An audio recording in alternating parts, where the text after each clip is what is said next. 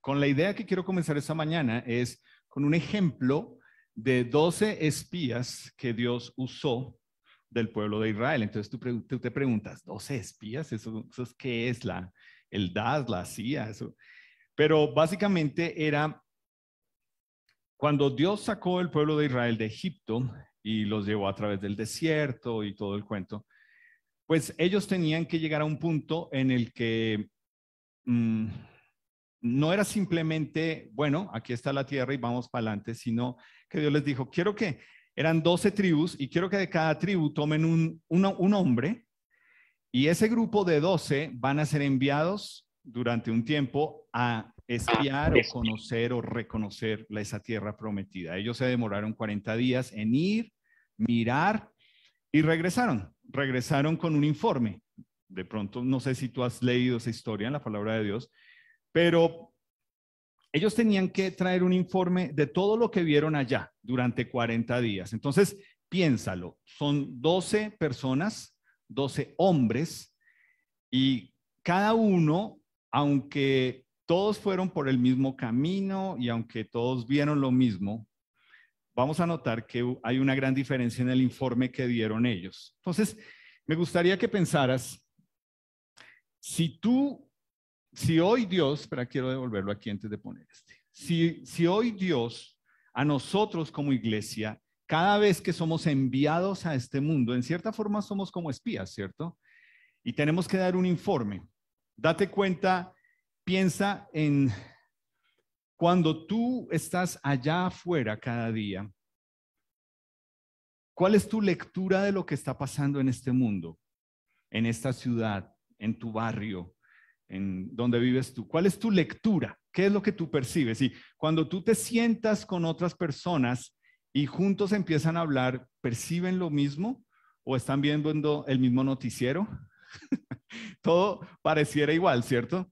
Entonces, vamos a suponer que nosotros como iglesia, igual, somos enviados al caos de este mundo actual. ¿Qué diría tu informe, por ejemplo, si tú tienes la oportunidad, tú eres uno de estos espías, de ir a un colegio público?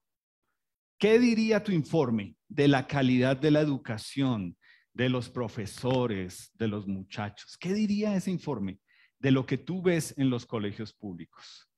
Si tú, por ejemplo, vienes acá de noche, ¿cierto? Jueves, viernes, sábado y domingo, si hay lunes festivo, y ves esta zona rosa de la 53 o cualquier zona rosa de cualquier lado. ¿Qué dirías tú de el alcohol, las drogas y el sexo? ¿Qué diría tu informe con respecto a eso, a esas áreas de nuestra ciudad? Y bueno, aquí me puedo quedar. Entonces, para finalizar, ¿qué diría tu informe de la familia de hoy en día y los valores? ¿Qué diría tu informe de tu propia familia y de los valores? Y cuando tú tienes la oportunidad de ir a otras casas, ¿qué ves tú de los niños, cómo los están criando o cómo los han criado? De ver la actitud que tienen los adolescentes, de ver de pronto que están siendo desobedientes a los padres, por usar la palabra que dice en la palabra de Dios. ¿Qué diría tu informe de los valores de la familia hoy en día? Y por eso puse esto, porque esta gente son antivalores de la familia hoy en día. Entonces, yo creo que sin ir muy lejos y sin realmente pensarlo mucho, yo creo que tu informe o el informe de la gran mayoría de nosotros, de la gran mayoría de nosotros, sería como el informe que dieron 10 de esos espías que entraron allá a la tierra prometida, que le dieron a Moisés. 10, eran 12, acuérdate, pero 10 espías, lo que hicieron es que vinieron y dijeron, miren, allá todo es inmenso, los frutos son inmensos, las ciudades son inmensas, la gente es más grande. 10 de ellos lo que dijeron es, con base en Números capítulo 13, lo que dijeron es, esta gente es más fuerte, esta gente es más grande y esta gente nos gana en cantidad a nosotros. Ahora, esa percepción de estos 10 hizo que todo el pueblo de Israel se pusiera a llorar, se preocuparan y tuvieran miedo. Y hasta lo que tú lees ahí que dice es que el pueblo de Israel dijo, ¿para qué Dios nos sacó de Egipto si vamos a morir en el desierto? Pongamos a alguien que nos devuelva a Egipto, porque ¿a qué nos sacó Dios? Ahora, ahí hay muchas lecciones para nosotros, individuales y como iglesias, pero bueno, hoy no las vamos a poder ver todas, pero yo creo que es lo mismo que nos sucede a nosotros hoy en día con nuestra percepción del cristianismo. Cuando tú sales y te enfrentas allá en el colegio, en la universidad, en la oficina, con tu familia, yo te aseguro que tu informe no es muy diferente del de los 10 espías. Tu informe es, somos minoría. Es que los creyentes somos más poquitos. Siempre somos poquitos. O es que ganar gente para Cristo es supremamente, ya pasa de difícil a imposible. No, la gente no quiere saber nada de Dios, la gente se burla. Es decir, pareciera que nuestro informe como iglesia de lo que estamos percibiendo del mundo hoy en día es, si dependiera de nosotros, nadie se salvaría. Ahora, ojalá que eso te moleste, porque entonces yo te digo, entonces, ¿dónde está la gente? ¿Ves? Si dependiera de ti y de mí, no se salvan. Porque tú y yo lo que hacemos es poner excusas, pretextos, cosas. Es que es difícil, es que se burlan, es que, etcétera. Es lo mismo que dijeron los 10, ¿cierto? Son más, o sea, nosotros somos menos. Es difícil, o sea, para nosotros es fregado, etcétera, etcétera. Y lo que sucede es que, a diferencia de esos 10 espías que solamente se enfocaron en ver lo malo. Ahora, para poner un balance y para ser justos, yo sé que muchos de nosotros somos como los 10 espías, porque al final del cuento decimos, pero es que es la realidad, ¿cierto? Entonces uno le dice, pastor, pero es que es la realidad, no me venga con cuentos. Sí es la realidad, yo no te estoy hablando de optimismos ahí que son basura. Pero mira por qué, a diferencia de los 10, Caleb y Josué vieron la situación diferente. Eran igual hombres, fueron enviados, pero de ese grupo de 12, solo Caleb y Josué dieron un informe diferente. Y el informe que ellos dieron no estaba basado en lo que solo sus ojos vieron. Es decir, cuando ellos respondieron, ellos dijeron, sí es cierto, miren los frutos que se dan en esa tierra, o sea, esto no es normal. Y sí, es cierto, viven en unas ciudades inmensas. Es cierto, son mucho más que nosotros. Pero ¿sabes cuál fue la respuesta de Caleb y Josué? Caleb y Josué dijeron, porque Dios está con nosotros, o por tanto, no sean rebeldes contra Jehová, ni teman al pueblo de esta tierra, porque nuestro pan son. Su amparo se ha apartado de ellos, y con nosotros está Jehová. No los temáis. Esto sigue siendo relevante para hoy. Y por eso las charlas que hubo en junio, de si realmente le tienes temor a Dios o a las personas. Porque es real. A nosotros nos atemoriza que se burlen de nosotros, que qué van a pensar de nosotros, Y aquí están un Caleb y un Josué diciendo, ellos son como pan comido, pero no por ellos, ni por nosotros, sino por quien está con nosotros. Por eso no debemos tener temor. Y si tú has nacido de nuevo en Jesús y cuando tú miras a este mundo, tu informe es apague y vámonos, entonces tú estás perdiendo de lado no solamente quién está a tu lado, pero quién está en ti. ¿Ok? Paréntesis, que hace rato lo quería decir y ya me acordé hoy, entonces lo voy a sacar.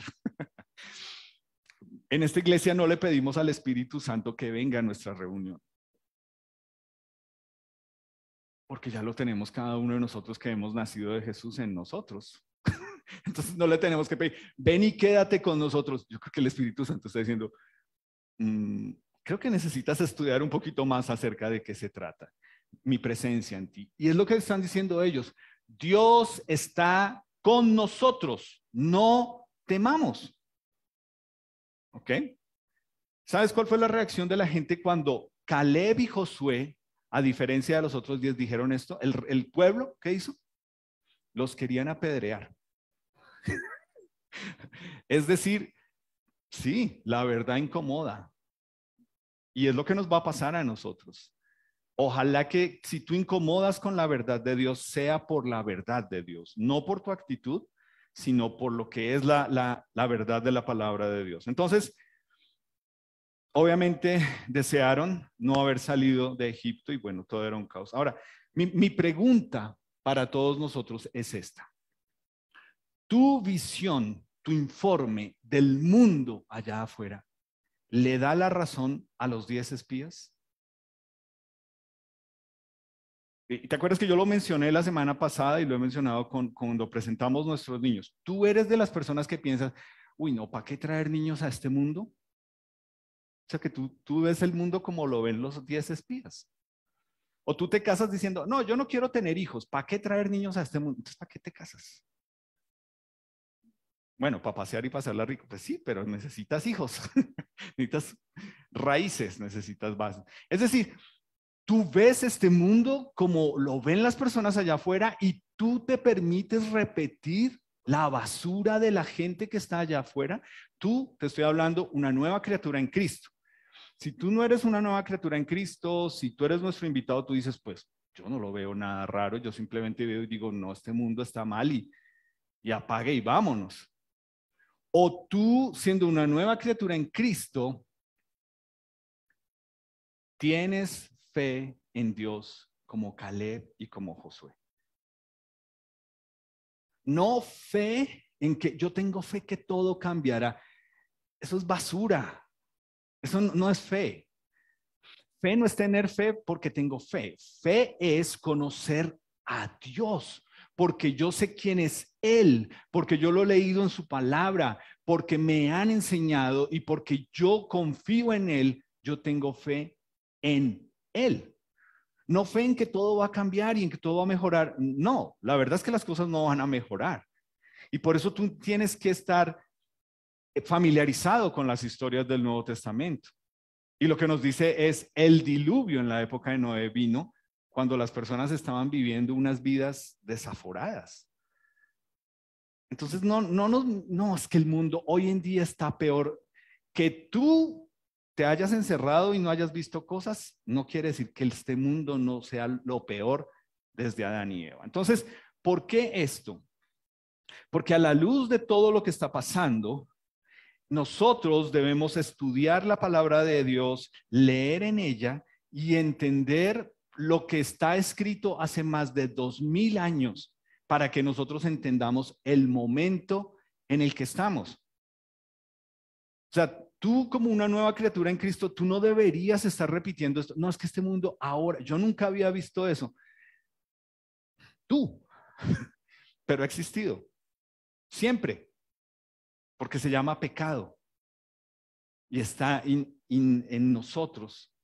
Entonces, nosotros como iglesia tenemos que leer este mundo a la luz de la palabra de Dios y saber que nosotros debemos estar preparados, bien parados para poder decir, sabes, a mí no me sorprende nada de lo que está pasando. No con una actitud cínica de, pues sí, esto se va a acabar. No, sino con la actitud de decir, es que yo sé yo en quién estoy. Yo sé a quién creo. Yo estoy anclado, como dice la palabra de Dios, en la verdad más firme, que es la palabra de Dios. No anclado en una tradición, no anclado en que yo tengo un hogar cristiano, no anclado, esa no puede ser tu ancla.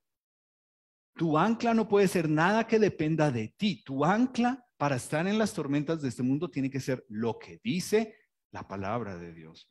Así que lo que vamos a estar leyendo hoy, ustedes no se imaginan la lucha que yo llevo para esta charla de hoy. es fuerte. Porque hay miedo en mí. Y mi miedo es, ¿y cómo lo van a tomar? Y Dios diciéndome, no sea bobo, o sea, no depende de usted. Porque con lo que vamos a estar tratando hoy en la gran mayoría de lo que vamos a leer, no es fácil. Y no es fácil porque tú y yo tendemos a decir, sí, yo sí conozco unos tantos. Mira, te voy a pedir el favor, lo que vamos a estudiar hoy, no lo pienses, aunque es una tentación grandísima, en otros. Y en esa iglesia los hemos tenido. Piénsalo en ti. Piénsalo en ti. Entonces, el apóstol Pablo tuvo un equipo de personas que le ayudaron a él a servir a Dios. En Colosenses 4, él describe a Lucas, que es el escritor del Evangelio, que no era apóstol. No existe el apóstol Lucas, ¿ok? Él era médico y era una persona griega que había nacido de nuevo en Jesús, y obviamente lo que sucede con él es que él, el apóstol Pablo lo animó a recopilar la historia de Jesús. Por eso tenemos el Evangelio de Lucas y luego el libro de los Hechos. Y Pablo se refería a Lucas como el médico estimado o el médico amado. Y en Colosenses 4 está escribiendo una carta a los de Colosas y al final dice, me acompañan Lucas, el médico amado, y Demas. ¿Ok? Demas era el nombre de un hombre, de una persona. Listo, ahí aparece el nombre de Demas. Luego mira, en Filemón 1:24, ya el apóstol Pablo le escribe a este hombre y menciona otro grupo de personas que están sirviendo con él. Dice, también lo saludan Marcos, Aristarco, Demas y Lucas. Y ya mira la palabra que aparece ahí, ya dice, mis colaboradores. O, como otra versión de la palabra de Dios, dice, mis compañeros de trabajo. Entonces, piénsalo por un momento en nuestra iglesia.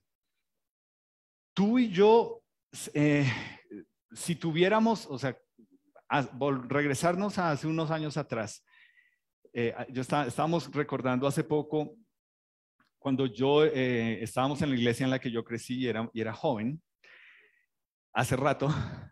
Imagínense cómo era hace rato porque no había internet. Y lo que hacíamos para enviarle cartas a un muchacho y a unas personas que estaban en Argentina preparándose como misioneros era que les enviábamos cassettes grabados, imagínense, eso ya no existe.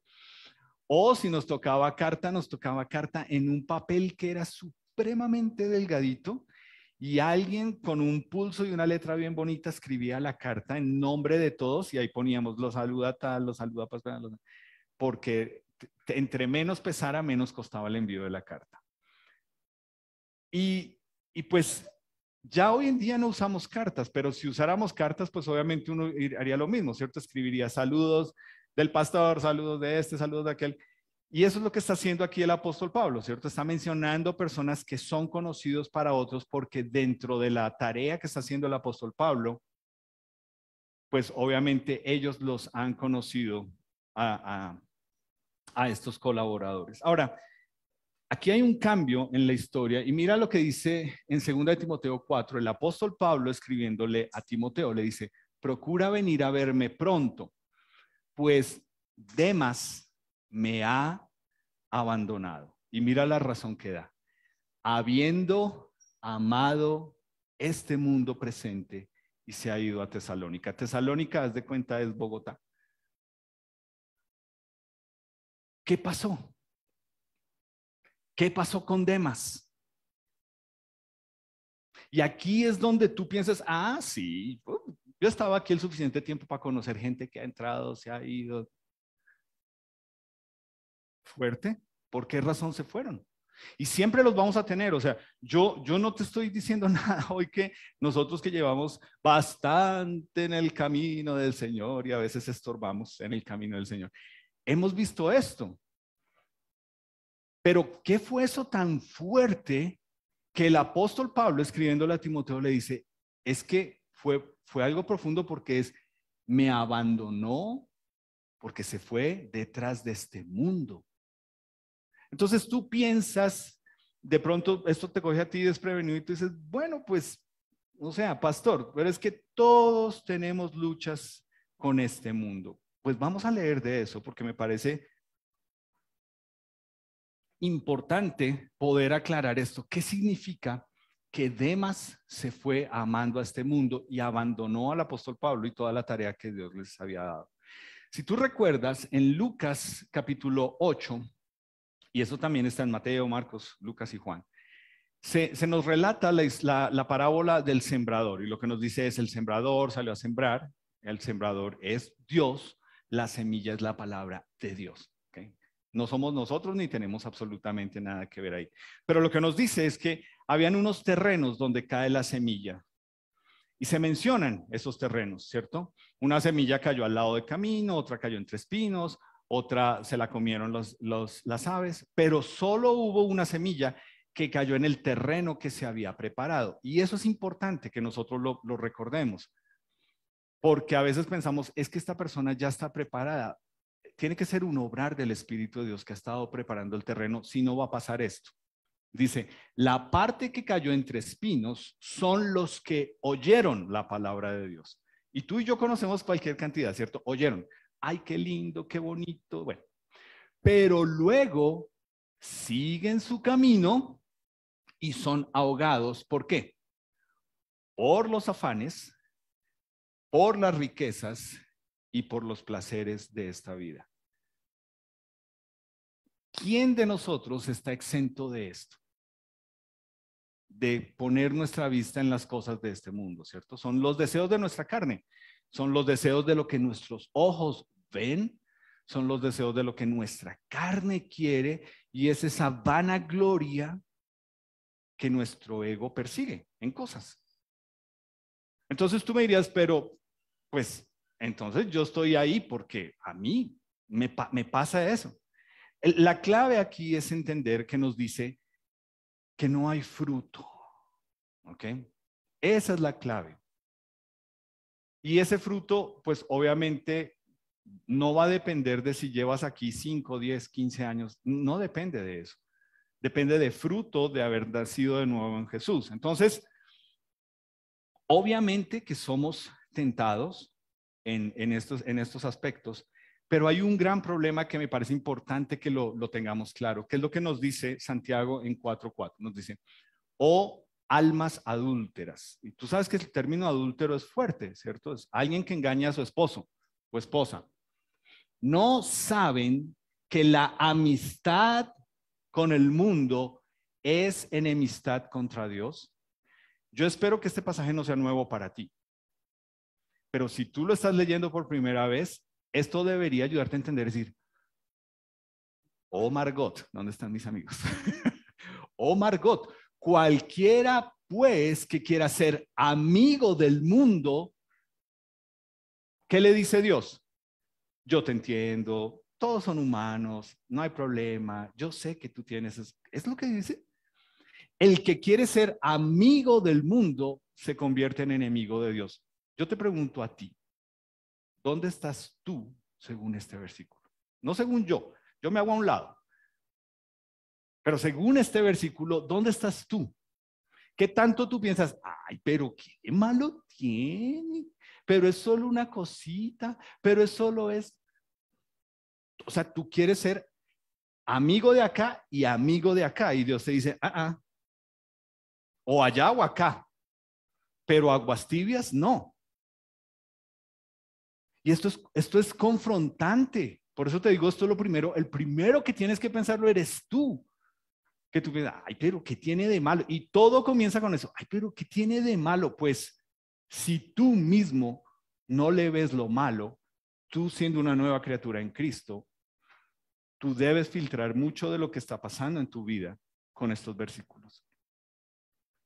Porque primero hablan es de ti y de si realmente tú has entendido de qué se trata nacer de nuevo en Jesús, ser una nueva criatura en Él, nuevo. No es que soy nuevo viviendo la vida vieja, no, soy nuevo para una vida diferente, no nuevo para vivir en lo de antes. Entonces acá nos dice, yo no puedo o no debería estar con un pie y allá y acá. O sea, es decir, esto de constituirse enemigo de Dios y de querer ser amigo del mundo, pues es grave, porque es lo que hace que algunas personas digan, es que yo ya por eso no quiero seguir en la iglesia, no quiero seguir congregándome. Y es grave que gente diga, no quiero volver a congregarme más, por la razón que sea. Pero cuando nosotros jugamos a esto y nos permitimos algunas cosas, esto ahora, como te lo dicen hoy en día, esto ya escala, esto ya pasa a otro nivel. Y vamos a leer un par de pasajes que nos ayudan a entender a nosotros por qué es que lo que estamos viendo tiene que ser peor. Y a nivel de la iglesia, tristemente. Mira este. ¿Qué le pasó a Demas? Esto está escrito en 1 de Juan 2, 18 y 19. Hijitos, ya es el último tiempo, y tal como oísteis que el anticristo viene, aún ahora han surgido muchos anticristos. Entonces quiero parar ahí en ese momento. Bueno, aún han salido muchos anticristos, por esto conocemos que es el último tiempo. Entonces, mira, esto no es ni película de terror, ni nada apocalíptico. O sea, esto es simplemente un anticristo es una persona que puede ser un ateo, ¿cierto? Una persona que dice, yo no creo en nada. Pareciera que es un ateo. Pero un anticristo es alguien que niega lo que sucedió con Cristo. Y ahí es donde nosotros sí estamos rodeados de mentira y de muchas religiones afuera que son una mentira. Una religión o creencia que te enseña que Jesús no es Dios. Es anticristo. Testigos de Jehová, mormones, con todo y que adventistas, catolicismo. Porque es negar que Él es Dios y negar que Él es el único camino y el único mediador entre Dios y nosotros. Cuando a ti te dicen, no, es que es por medio de esta iglesia que tú eres salvo. Es por medio de este santo o de esta señora o de creer esa. No, ahí es anticristo.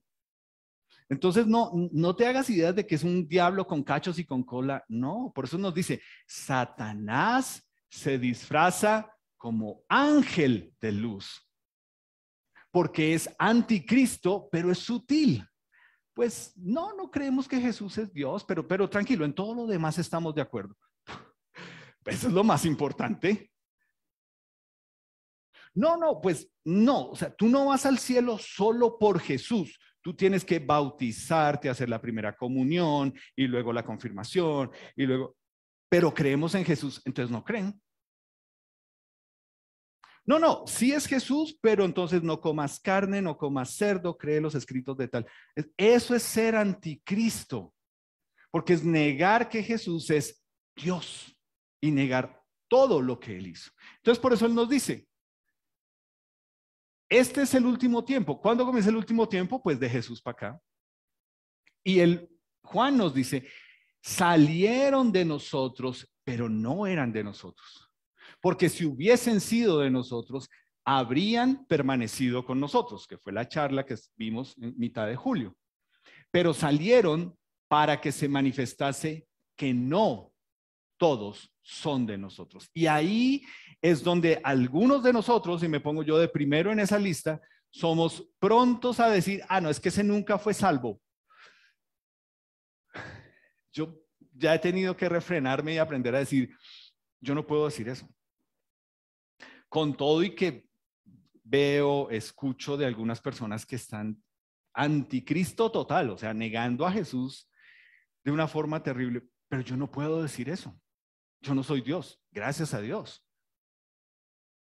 Y este pasaje se toma a la ligera para decir, no, es que esa persona nunca fue creyente. No puedo decirlo tan fácil. ¿Y sabes por qué no puedo decirlo tan fácil? Y Dios me ha tenido que cerrar la boca y otra vez darme cabezazo y decir, venga, aprenda más bien. Porque aquí en nuestra iglesia hoy hay personas que en algún momento se fueron mal y Dios les permitió regresar. Entonces no eran de nosotros. O sea, es mucho más fuerte que eso, porque es lo que luego dice en 1 Timoteo 4:2, dice, pero el Espíritu dice claramente que en los postreros tiempos algunos apostatarán de la fe, escuchando a espíritus engañadores y a doctrinas de demonios por la hipocresía de mentirosos que tienen cauterizada la conciencia. Es decir, la palabra clave ahí es apostatar. Ese sí es la persona que dice, y pues sí, he conocido varios de esos. Mire, no, yo más bien me regresé a tal lado porque allá sí enseñan tal cosa. Eso es apostatar. Apostatar es la persona que te dice, no, yo regresé a la iglesia católica. Ese sí es un apóstata. O una persona que dice, no, yo regresé allá porque pues mi familia toda era mormona, mi familia toda era testigo de Jehová, mi familia.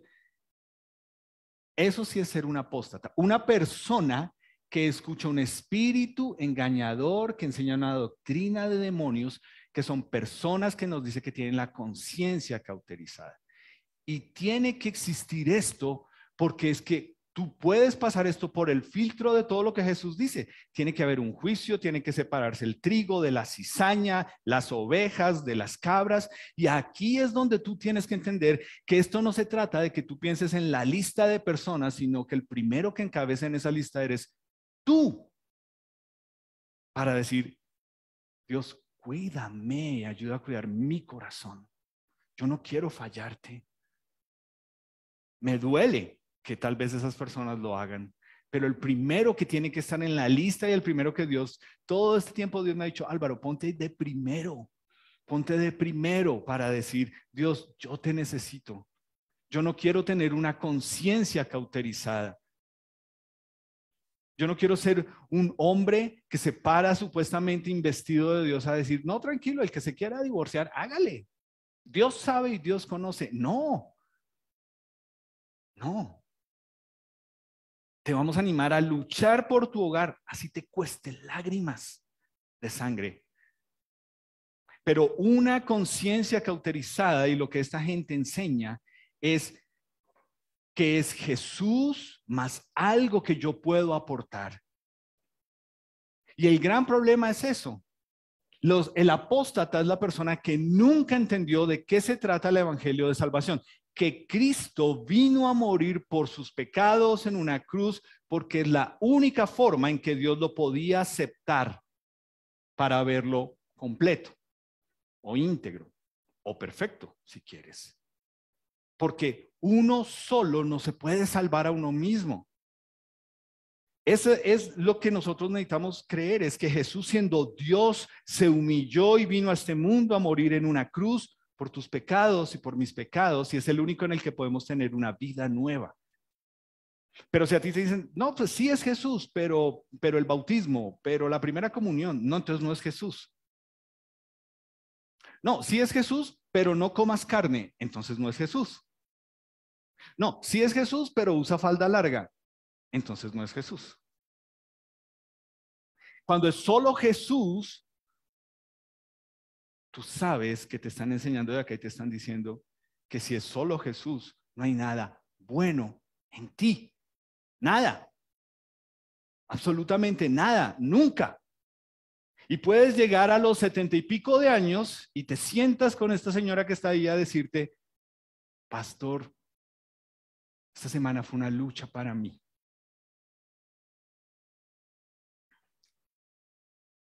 Que Dios me mostrara lo mala que soy.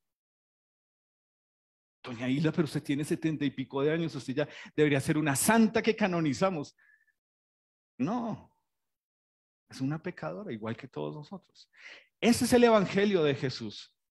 Pero lo que gente va a apostatar es porque están yendo detrás de otros evangelios que no son Jesús. Y el evangelio que te dice, mira, si tú vienes aquí y pactas con Dios, Dios te va a dar de todo: casa, carro, salud, marido, esposa, hijos, sanidad. Y gente allá, sí, ¿cuánto hay que dar para la sanidad? Ese no es Jesús. No es Jesús más plata igual milagro. Ese no es el evangelio de Jesús. No es Jesús más la salud, más los milagros. No es Jesús disfrazado de humanismo. Y tú no sabes la cantidad de gente que hay ahora allá afuera hablando en nombre de Jesús, diciéndote: sueña grandes cosas en nombre de Jesús. Alcanza grandes sueños en nombre de Jesús. Tú lo puedes, tú lo esto, tú. Ese no es el evangelio. El evangelio es, ¿cuál? Cada que lo tenemos oportunidad de decir, ya no vivo yo, repitan conmigo, sino que Cristo vive en mí. O sea, no se trata de mí. No es suéñalo, alcánzalo. Jesús te lo va a dar. ¿Por qué? ¿Porque eres bueno por venir a esta reunión? No, Él no te debe nada. Si tú piensas que por venir a esta reunión o asistir a esta reunión Dios te tiene que dar algo, de pronto vas en ese camino. No has entendido de qué se trata. No es Jesús más algo que yo pueda hacer, incluyendo lo bueno que yo pienso para mí que yo soy. No, pero yo soy buena gente. Y yo he traído este ejemplo varias veces y lo voy a volver a traer. Yo miro el bloque en el que nosotros estamos en nuestro conjunto. Llevamos viviendo ahí, ¿cuánto es que tiene la niña? Bueno, la edad de la niña, 17 años ahí. Y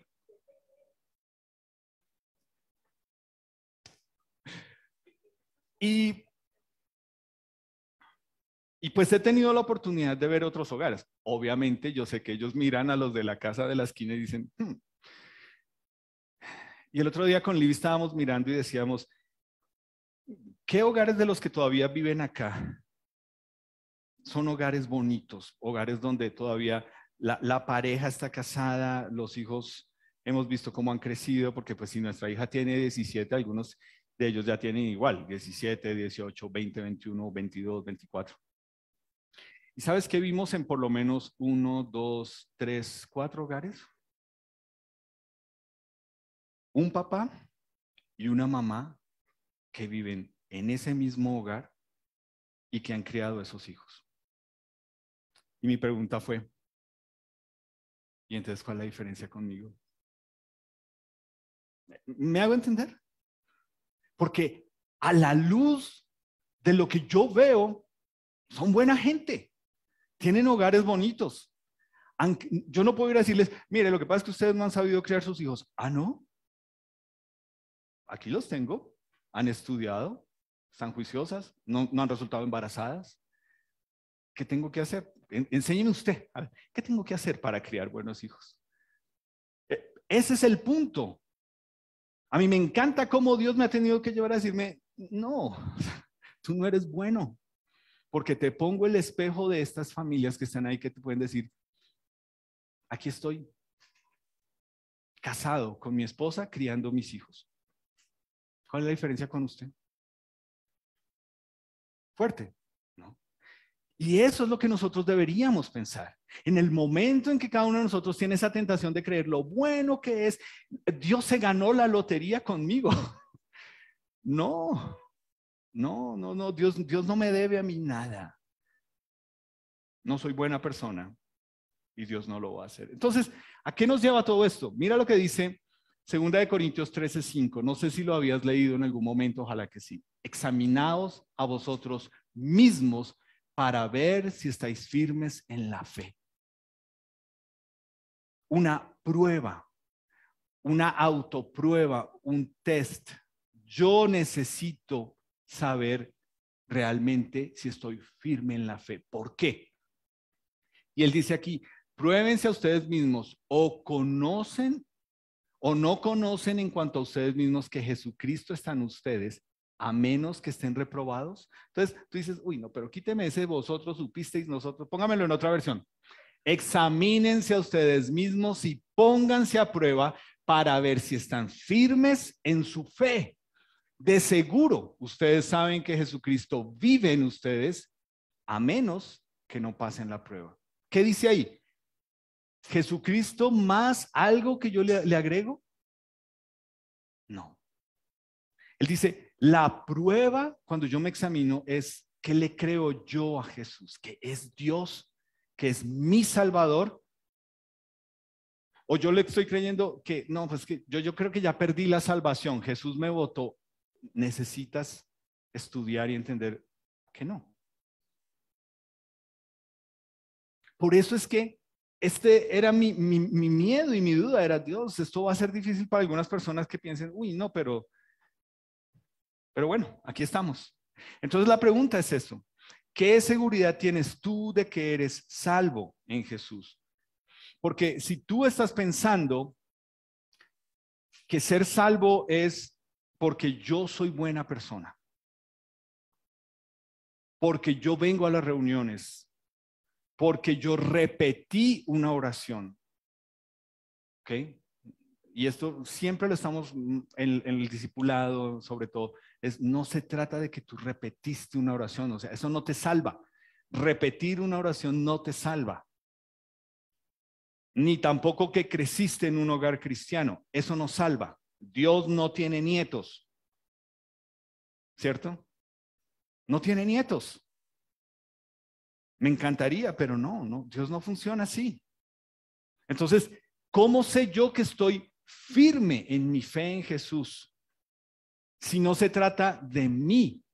Si cuando yo digo, ay, porque he criado y tengo un hogar bonito, ¿y los vecinos?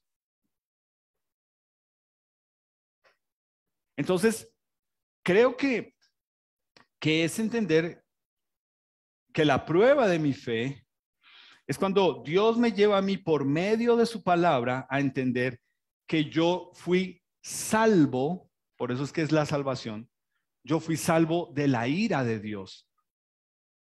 Y aquí es donde para muchas personas ha sido como uy, porque no, a mí me encanta el Dios de amor y Dios es amor. Sí es la definición que nos dice, pero por eso nos lo dice, Dios es amor.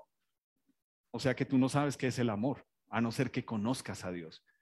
Y es lo que nos dice en Primera de Juan, si yo digo que amo a Dios es porque Él me amó primero, entonces es de Él, viene de Él, depende de Él. Dios define qué es el amor. Pero para que yo pueda experimentar el amor de Dios, yo primero tengo que saber las malas noticias y es, Dios está airado, airado no de bravo, sino de no soporta mi pecado, porque Dios es santo. O sea, la ira de Dios está sobre mí. Yo tengo que ser salvo ¿de qué? De la ira de Dios, no de mi pecado. Yo tengo que ser salvo de Dios. Dios es santo. No puede haber pecado en la presencia de Dios. Entonces, por eso es que Dios me tiene que salvar a mí, es de Él mismo, porque yo ya estoy condenado ante Él. Entonces, por eso es que es tan claro. ¿Cuál es la condición para ir al cielo? Recuerda al ladrón en la cruz, ¿cierto? Reconocer que soy un pecador. Que le dice a Jesús, yo quiero estar contigo. Y Jesús le dice, hoy estarás conmigo. ¿Okay?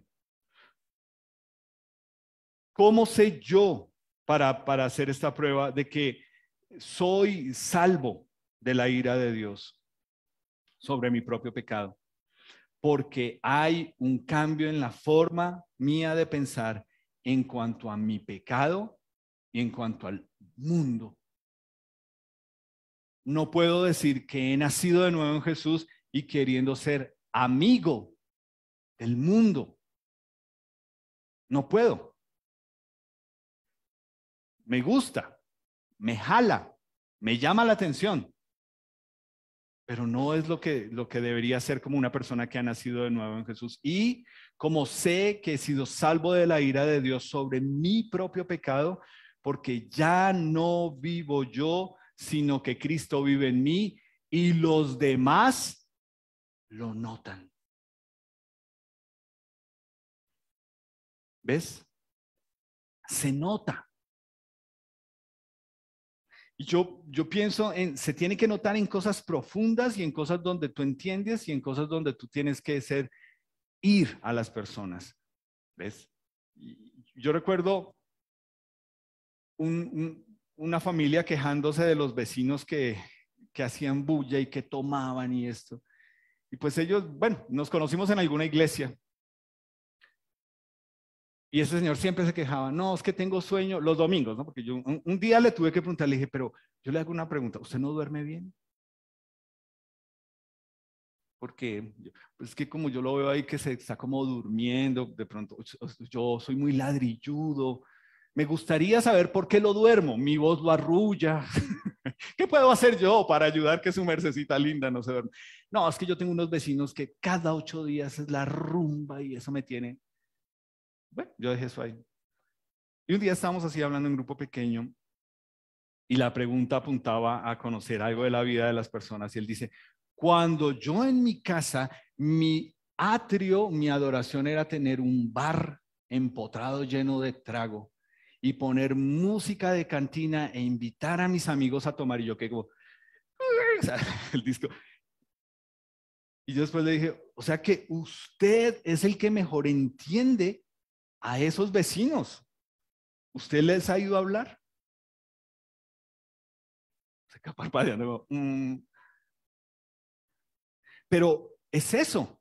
Si ya no vivo yo y Cristo vive en mí, ellos tienen que notar el cambio en mí. Pero cuando yo me siento ahí a juzgarlos y se me olvida de dónde me sacó Dios a mí, entonces, ¿qué está pasando conmigo? Entonces, creo que es importante que nosotros pensemos en eso, el que necesitamos probar lo que creemos. No es poner en duda, acuérdate, eso en cierta forma es lo que hace Satanás, o lo que hizo Satanás, es poder aferrarme porque es que lo creo. ¿Por qué lo que Álvaro nos dijo allá el domingo? ¿Por qué lo creo yo? No por lo que él diga, sino porque lo creo yo. Entonces quiero concluir con lo siguiente y es, yo creo que a todos nosotros o a la gran mayoría tenemos aplicaciones en el celular que a veces nos traen fotos de hace unos años atrás, ¿cierto? Bueno, en Facebook también lo hace, ¿cierto? Todos los días te pone la foto.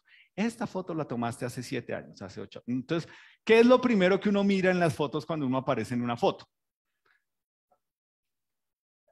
Lo que dice el apóstol Pablo, vamos a ponerlos en términos, que este hombre externo se está desgastando, ¿cierto? O sea, a veces el desgaste es para afuera, pero se está desgastando, ¿cierto? O sea, el hombre externo se está desgastando. Eso es lo que nosotros nos damos cuenta. Y a veces la aplicación a mí me manda fotos y yo veo fotos y pensando en esto yo decía, esta persona ya no está. Esta persona sé que anda mal. Esta persona, ni idea en qué andara. Y así, cada vez que me envía una foto de alguien ahí, yo empiezo a mirar esas fotos y esas personas. Y en algunos casos de personas que ya no hacen parte de nuestra iglesia, lo que yo veo es por qué ya no están. Y es, en algunos casos miro la foto y digo, pero es que se casó con una persona en yugo desigual.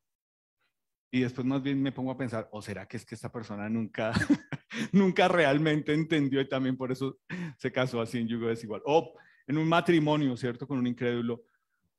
Veo una foto y digo, no, pues que esta persona entró a la universidad y ahí lo perdimos, ¿no?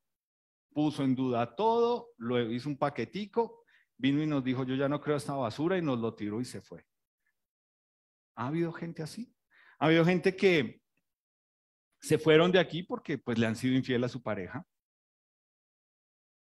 Han habido personas que se fueron porque ¿Enseñamos lo que dice la palabra de Dios de sujetarnos a la autoridad? Y se fueron, por eso. Y ha habido personas que conozco el caso de algunas personas de primera mano, algunos de nuestra iglesia, otros de otras iglesias que conozco, y es que no volvieron, ¿saben por qué?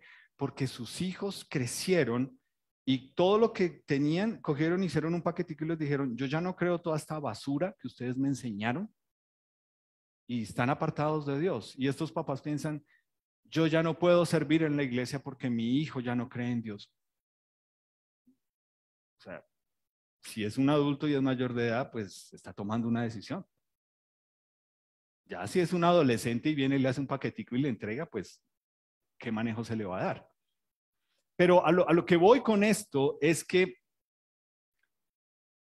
aquí estamos nosotros como los 12 espías enviados a este mundo. Aquí estamos nosotros como iglesia. Y fue lo que dijimos el mes pasado, somos enviados. Es lo mismo, somos enviados a este mundo. Mi pregunta es, ¿cuál va a ser tu informe? Tú vas a seguirnos diciendo, pastores que somos menos, pastores que es difícil, pastor. A mí no me lo digas. Ora, y Dios es el que te va a mostrar. Pero si nuestro informe de lo que vemos de este mundo, y ahí estoy siendo decente, es todas las razones por qué no se merecen la salvación, tú debes reconsiderar qué informe estás dando. Porque se te olvidó que tú tampoco te la merecías. Y este mundo, sí, es donde vivimos, pero no somos del mundo, como nos lo dijo el Señor Jesús. O tú, al igual que Josué y Caleb, porque Jesús es tu Salvador, porque el Espíritu Santo vive en ti, puedes ver a este mundo diferente a como todo el mundo nos lo quiere pintar. Y por favor recuerda, esto no se trata, esto es como lo que hemos dicho muchas veces, ¿cierto? Es querer salir a salvar el mundo. Mi pregunta es, ¿tendiste la cama? Y ojalá que te diga, ¿qué? O sea, ahí sí me perdí, ¿cómo así que sí tendí la cama? Tú sabes que hay un libro escrito por un general de Estados Unidos que enseña sobre liderazgo y lo que le dice es, ¿por qué la disciplina a los soldados de todos los días levantarse y tender la cama es lo más importante? Porque lo que eso genera es, ya hice mi primera tarea, ¿qué sigue? Porque la siguiente la voy a poder hacer. Pero por eso menciono, tender la cama es otras cosas, como ayudaste a lavar la loza. O tú piensas que porque tú das plata, los demás te tienen que servir. Dijo una señora en un grupo pequeño hace poco, hablando del esposo, es que él también es un adulto funcional.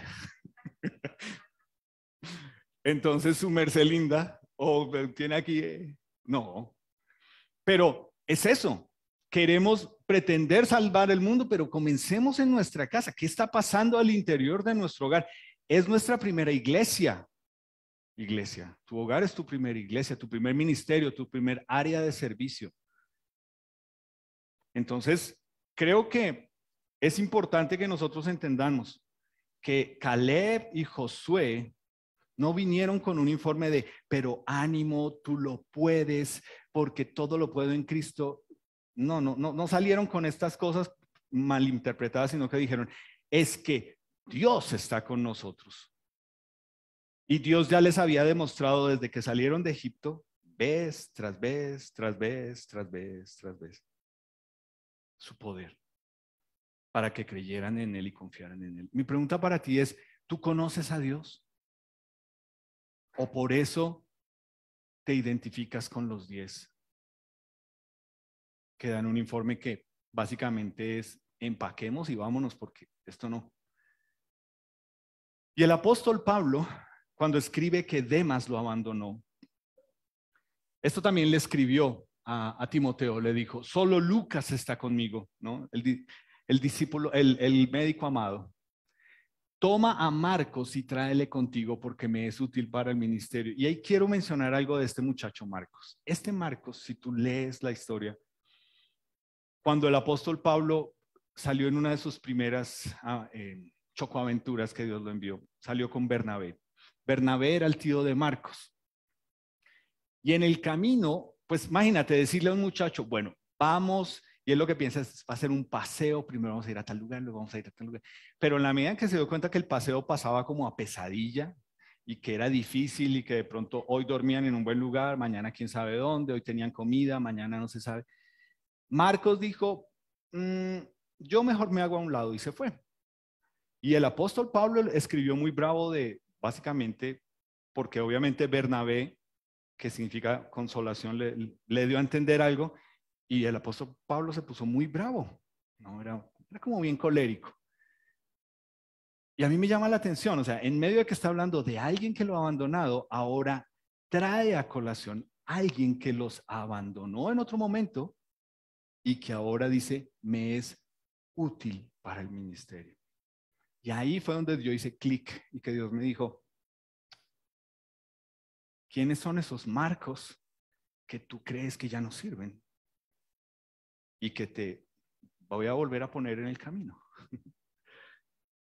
Y entonces el apóstol Pablo les dice, en mi primera defensa, ninguno estuvo a mi lado, sino que todos me desampararon, pero no les sea tomado en cuenta. ¿Okay? Y esto implicaba que él estaba en un juicio por contar de Jesús, y contar de Jesús era básicamente ir en contra de lo que era el gobierno o el imperio de ese momento, porque básicamente era Jesús es el rey, no César es el rey. Por eso el apóstol Pablo estaba en un juicio. Y él dice, cuando estuve en ese juicio me abandonaron, pero todo bien, no los llevo en la mala. Y luego dice, pero ¿sabes por qué no?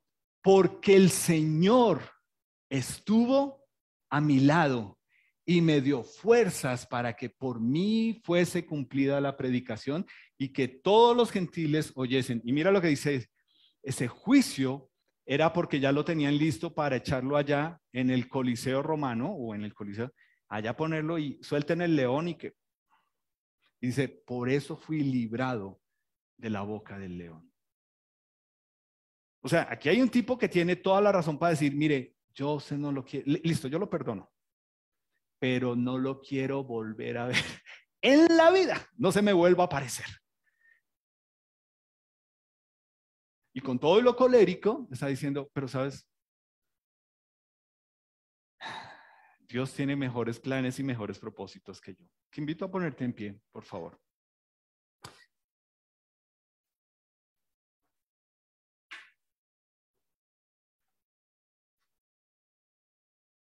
Y él termina diciendo, el Señor me librará de toda obra mala. Eso es muy diferente a líbranos de todo mal y peligro.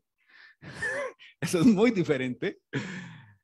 El Señor me librará de toda obra mala. Está diciendo, me libró de ser comido por el león porque todavía no era mi hora, porque todavía debía predicar de Jesús.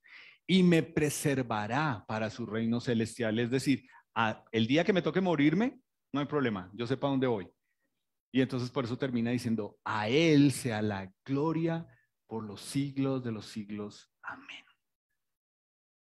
Es decir, aquí está un Pablo que por lo que le pasó podía ser un espía que da un informe como los 10 y dice, ¿sabes?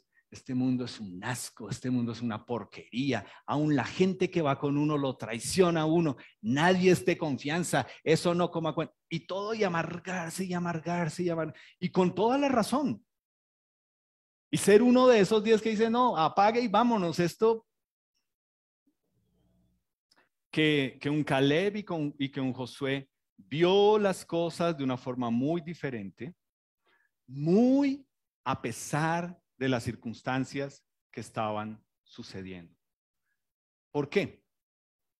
Porque dijo, no, es Jesús y yo tengo grandes sueños y Dios me los va a cumplir y vamos para adelante. ¿Ese era el apóstol Pablo? No. Estaba diciendo, porque Jesús está en mí y Dios está a mi lado, Y aun cuando me pongan ahí que el león me va a comer, Dios sabe lo que va a hacer.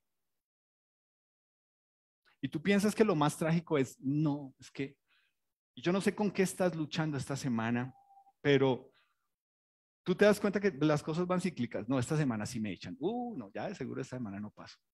Y vienes al grupo pequeño y cuentas, no, y Dios dice, ok, listo, vamos para adelante. Y por eso, no, ya ahora sí, no, ya, no, listo. Y así ponlo con todo lo que tú quieras, con el trabajo, con el dinero, con la salud, Y ahí está Jesús y el apóstol Pablo diciéndonos, no, no tienes por qué ser de esos 10, tú puedes ser diferente. ¿Por qué? Porque Jesús está con nosotros. Entonces, esa va a ser la tónica este mes. Bienvenidos. Es decir, cuando salgas hoy de aquí y seas enviado a este mundo, ¿con qué vas a venir el próximo sábado el grupo pequeño? Bueno, no me digas, el sábado nos vamos para el paseo de mujeres, para el campamento de mujeres. ¿Entiendes? Sí, o sea, ¿cuál es tu informe la próxima vez que nos reunamos? Que mejor ya venga Dios por todos nosotros, Jesús. Y sí, es una promesa. Pero mientras tanto, ojalá nos encuentre ocupados como un Josué y como un Caleb diciendo, y como un apóstol Pablo diciendo, ¿sabes? Sí, es difícil, es fregado, pero Dios está aquí conmigo y vale la pena. Señor, gracias por tu palabra hoy, gracias por animarnos. Sí, este mundo en que vivimos, pues es claro lo que hizo. A ti te crucificó. Entonces, tú nos dijiste que a nosotros también nos iban a aborrecer. Y nos dices que si queremos la aprobación de ellos y la amistad de ellos, pues entonces no te estamos amando a ti. Y Señor, yo hablo por mí. Aquí hay toda una iglesia, pero quiero hablar por mí. Yo quiero seguir siendo aprobado por ti. Yo quiero seguir sabiendo que tengo tu compañía, que quiero tener de tu temor en mí, que es el que me guía. Y sé que este mundo odia que tú, Señor Jesús, seas la verdad. Pero aquí estamos todos nosotros enviados por ti, por un mundo y en un mundo que obviamente necesita saber la verdad. Señor, ayúdanos a ser fieles, ayúdanos a ser un Caleb y un Josué y un apóstol Pablo que pueden orar con un corazón perdonador y limpio que dice, ¿sabes? Voy a tomarlo solo como viene y Dios en el momento y en el camino me irá mostrando sus planes y sus propósitos. Y Señor, yo ruego por las personas que estás trayendo y que vas a traer a nuestra iglesia, que vienen heridos, ayúdanos a que puedan encontrar gracia en este lugar y en nosotros, Señor. Gracias, porque es lo que nos dices que nos das cada día. Gracias. Es más, nos dices que estamos vivos y respiramos por tu misericordia, porque solo tú nos lo quieres dar. Y Señor, yo ruego por nuestros invitados que ojalá la exposición de tu palabra hoy los anime a buscar de ti, Señor Jesús. Es una oportunidad, que no le den más vueltas y que manifiesten que te necesitan a ti, Señor Jesús. En tu precioso nombre, amén.